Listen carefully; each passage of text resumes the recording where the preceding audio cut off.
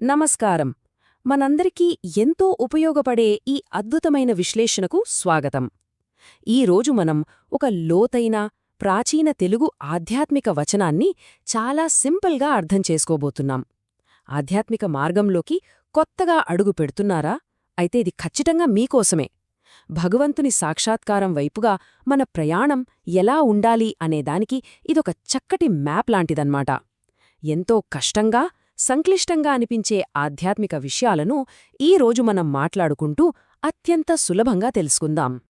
మన ఈ ప్రయాణాన్ని ఒక 4 దశలుగా విభజించుకుందాం. చూడండి. 1. అసలు మన లక్ష్యమైన భగవంతుణ్ణి సాక్షాత్కారం. 2. మనకెదురయ్యే ఆటంకం అంటే ప్రాపంచిక బంధాలు. 3. దానికి పరిష్కారమైన స్మరణ. మరియు 4. అంతిమంగా జన్మరాహిత్యం సాధించడం. ఇలా పురాతన భావనలను ఒక పద్ధతిలో క్రమబద్ధీకరించుకోవడం వల్ల ప్రశాంతమైన మనస్సును సాధించడమనేది భయపెట్టే విషయంలా కాకుండా చాలా ఆచరణాత్మకంగా అనిపిస్తుంది. సరే, ఇక మాత్రం ఆలస్యం చేయకుండా మనం మొదటి విభాగంలోకి ప్రవేశిద్దాం. అదే భగవంతుని సాక్షాత్కారం. ఈ మూలవచనం ప్రకారం అసలొక ఆధ్యాత్మిక అన్వేషకుడి ఫైనల్ డెస్టినేషన్ ఏమిటి అనేది ఇక్కడ చూద్దాం. భగవంతుణ్ణి సాక్షాత్కారం వినడానికి చాలా పెద్ద పదంలా ఉంది కదూ, కాని ఇదే మన అంతిమ ఆధ్యాత్మిక గమ్యం. అయితే ఇక్కడ గమనించాల్సిన ఒక ముఖ్యమైన విషయమేంటంటే, ఈ సాక్షాత్కారం అనేది ఎవరికో ఒకరికి యాదృచ్ఛికంగా జరిగిపోయే మ్యాజిక్ కాదు. దీనిని సాధించాలంటే మనకొక ప్రత్యేకమైన అర్హత ఉండాలని ఈ వచనం చాలా స్పష్టంగా చెప్తోంది. ఒక రకంగా చెప్పాలంటే, మనం ఏదైనా ఒక మంచి యూనివర్సిటీలో చేరాలంటే ముందుగా ఒక ఎంట్రన్స్ ఎగ్జామ్ పాసవ్వాలి కదా. ఇది అంతే. ఈ అత్యున్నత గమ్యాన్ని చేరుకోడానికి ఆ ప్రాథమిక అర్హత అత్యవసరం. అయితే ఇక్కడ అసలైన ఆసక్తికరమైన విషయమేంటంటే, ఈ అర్హత సాధించడం అంటే అన్నీ వదిలేసి కఠినమైన తపస్సులు చేయడమో లేదా అసాధ్యమైన పనులు చేయడమో అస్సలు కాదు సుమా. ఇక్కడ అర్హత అనగా కేవలం భగవంతుని తత్వాన్ని లోతుగా అర్థం చేసుకోవడం మాత్రమే. అవును, మీరు విన్నది నిజమే. ఆ భగవంతుని స్వభావం పూర్తిగా మనకు అర్థమైనప్పుడే ఆ అర్హత మనకు దానంతటదే సిద్ధిస్తుంది. మరి ఆ భగవంతుని తత్వాన్ని సులభంగా అర్థం చేసుకోవడం ఎలా? దానికి చాలా సింపుల్ స్టెప్స్ని ఈ వచనం మనకందిస్తోంది. ముందుగా ఆయన లీలలు, బోధలను గానం చేయాలి. అంటే సాధారణంగా మనం రోజూ మనకి బాగా ఇష్టమైన సినిమాల గురించో, స్నేహితుల గురించో, క్రికెట్ గురించో ఎంత ఆసక్తిగా మాట్లాడుకుంటాం. భగవంతుని గురించి కూడా అదే విధంగా ప్రేమతో పదే పదే మననం చేసుకోవాలి. అప్పుడు ఆ తత్వం మనసుకు చాలా స్పష్టమవుతుంది. అలా క్లారిటీ వచ్చినప్పుడే భగవంతుని సరిగ్గా అనగా పరిపూర్ణంగా శరణు పొందడం సాధ్యమవుతుంది. ఇక మన రెండవ విభాగానికి వద్దాం. అదే ఆటంకం అంటే ప్రాపంచిక బంధాలు. ఈ ఆధ్యాత్మిక ప్రయాణంలో మనం ఎదుర్కొనే అసలైన రోడ్ బ్లాక్స్ ఇవే. అవేంటో ఇప్పుడు చూద్దాం. ప్రాపంచిక బంధాలు మనల్ని ఏ విధంగా కట్టిపడేస్తాయో వచనం చాలా వివరంగా చెబుతోంది. భార్య, సంసారం, ధనం, ఆస్తిపాస్తులు ఇవన్నీ మన సాధారణ జీవితంలో భాగాలే. కాని నేటి ఆధునిక కాలంలో వీటిని కొంచెం ప్రాక్టికల్గా ఆలోచిస్తే ఇంటర్నెట్లో మనం వృధా చేసే అనవసర సమయం, ప్రతినెలా కట్టాల్సిన ఈఎంఐల టెన్షన్, లేదా సొసైటీలో హోదా కోసం పడే ఆరాటం అని కూడా అర్థం చేసుకోవచ్చు. ఆనాటి ఆస్తులైనా సరే, నేటి గ్యాడ్జెట్స్ అయినా సరే, వీటి పట్ల మనకు ఏర్పడే విపరీతమైన మమకారమే మనల్ని బంధించేస్తోంది. ఈ బంధమే మన ప్రాపంచిక ఆందోళనలన్నింటికీ మూలకారణం. మరి ఈ టెన్షన్స్, ఈ బంధాల నుండి బయటపడే మార్గమే లేదా? ఖచ్చితంగా ఉంది.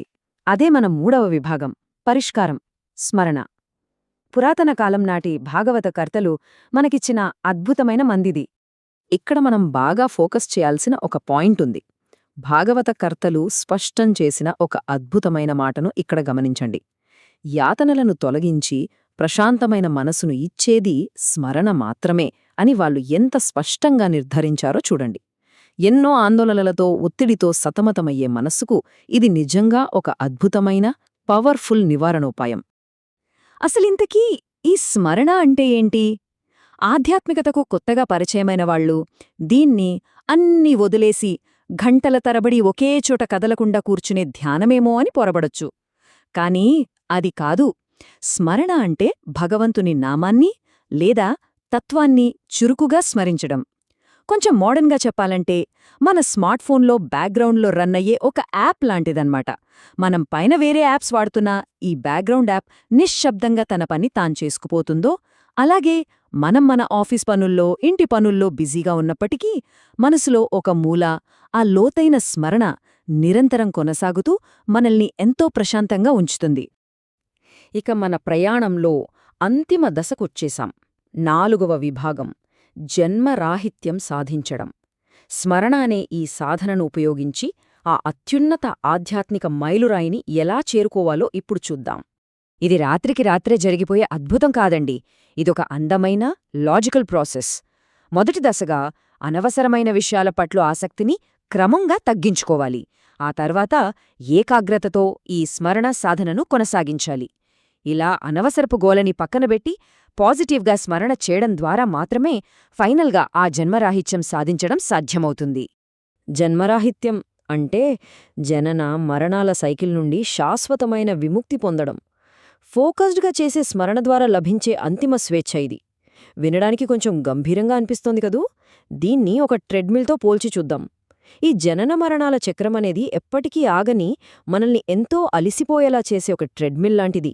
జన్మరాహిత్యమంటే ఏంటంటే ఆ ట్రెడ్మిల్ మీద నుండి శాశ్వతంగా కిందికి దిగిపోయి అంతులేని ప్రశాంతతను, స్వేచ్ఛను ఆస్వాదించడమే.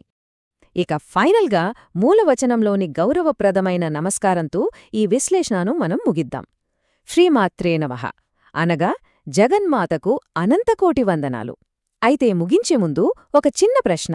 నిజమైన ప్రశాంతతను వెతకడం ప్రారంభించడానికి, ఈ రోజే వదిలేయడానికి మీరు సిద్ధంగా ఉన్న ఆ అనవసరమైన ప్రాపంచిక బంధమేంటో ఒక్కసారి ఆలోచించండి. ప్రశాంతత ఎక్కడో వెతికితే దొరికేది కాదు, మన ప్రయాణపు తొలి అడుగులోనే ఉంది. నమస్కారం.